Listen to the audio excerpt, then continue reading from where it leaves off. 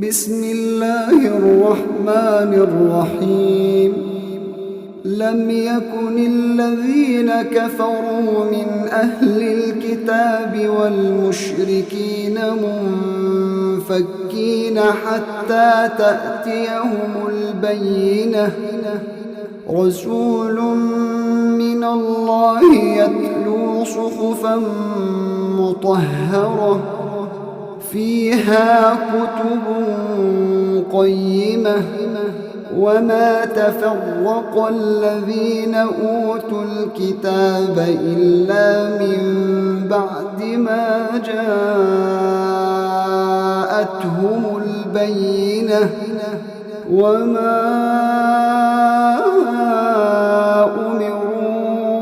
أمروا إلا ليعبدوا الله مخلصين له الدين حنفاء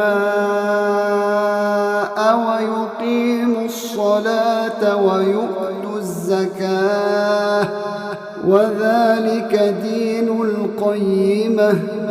إن الذين كفروا من أهل الكتاب والمشركين في نار جهنم خالدين فيها أولئك هم شر البرية إن الذين